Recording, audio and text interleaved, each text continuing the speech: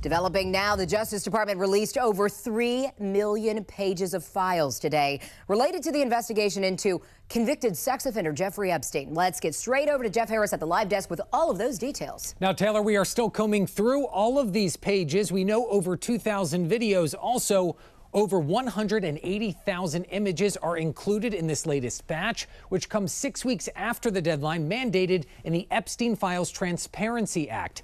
Deputy Attorney General Todd Blanche defending that missed deadline today, saying, quote, 2 Eiffel Towers worth of documents were reviewed to protect the victims, and some files are still being withheld. Any depiction of CSAM or child pornography was obviously excluded. Anything that would jeopardize an active federal investigation. And finally, anything that depicts or contain images of death, physical abuse, or injury.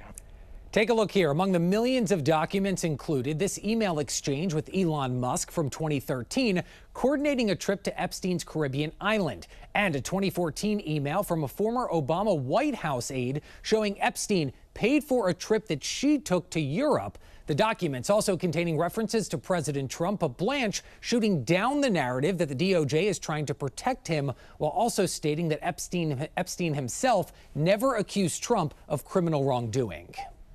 This mantra out there that, the Department of Justice is supposed to protect Donald J. Trump, and that's what we were telling. That's not true. That was never the case. We are always concerned about the victims. Speaking of Epstein survivors also speaking out tonight, some saying they're being gaslighted by the administration, claiming they haven't been prioritized throughout this entire process. The DOJ released documents with their names. Some of them had their phone numbers and addresses attached. And you want to preach about transparency? Perhaps you were being, to me, it's deliberate. Now, based on a preliminary review, there is no suggestion that appearing in these documents implies any wrongdoing or criminal conduct. Blanche adding in that press conference earlier today, members of Congress can access unredacted versions of these files, which many expressed frustration about after prior releases. Joining us now to dive into the legal challenge further is former U.S. Attorney John Fishwick. John, thank you for being here tonight. First of all, what do the ramifications for being held in contempt of Congress actually look like for the Clintons? Is it financial? What could the ramifications be? Didi, the ramifications are serious. If you're found in contempt of Congress for defying a subpoena to testify at a deposition, you can be sentenced by a judge to up to 12 months in jail and or a $100,000 fine for defying that subpoena. So they're very serious. And the fact that both Republicans and Democrats voted today to find them in contempt out of the House Oversight Committee, I would fully expect that the Clintons are very seriously considering reversing course and testifying in those depositions because the consequences are significant. And you're also right. The split among some Democrats with the contempt votes was notable today. The Clintons do claim that the subpoenas are invalid and legally unenforceable. That's what they're saying. But there have also been some legal experts who say they do not have a case. What is the legal standard for depositions and for it to be transcribed, as that came up today as well? Yeah, I think it's going to be hard for the Clintons to negotiate ground rules that give them some sort of favoritism. It's going to need to be transcribed and be under oath. So if they do go to trial, though, these cases are fairly open and shut. Did you receive a subpoena? Did you show up to testify? And if you didn't, that's going to be perceived as contempt. So the other defenses about it being overbroad, et cetera, I don't think they'll fly. These are very much open and shut cases. Did you receive a subpoena and did you show up and testify? Separately, John, several conservative Supreme Court justices now appear skeptical of President Trump's attempt to fire Federal Reserve Governor Lisa Cook. As we listen to the justices' comments today, take a listen to this. Your position that there's no judicial review, no process required, no remedy available, a very low bar for cause that the president alone determines. I mean, that would weaken, if not shatter, the independence of the Federal Reserve that we just discussed. What are some of the implications here? You just heard Justice Kavanaugh's comments. If they do side with her for the extent of presidential power, what does this mean for President Trump? Yeah, so Didi, Justice Kavanaugh has been a leader in this area. The Supreme Court has given President Trump wide latitude to replace folks at the federal at the FTC and also at the NLRB, saying basically he can let those people go or fire them for any reason.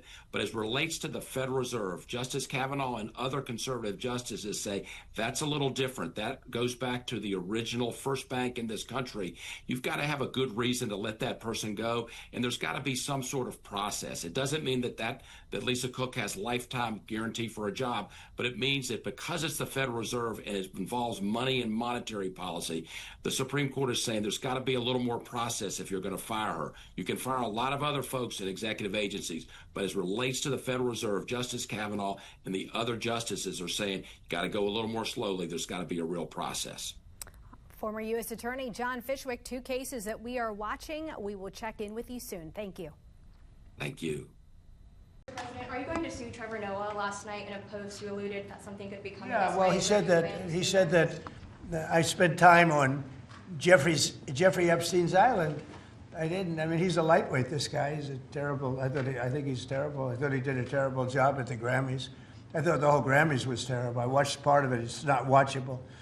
But he was a lousy host. I'd say not as bad as Jimmy Kimmel, but pretty close.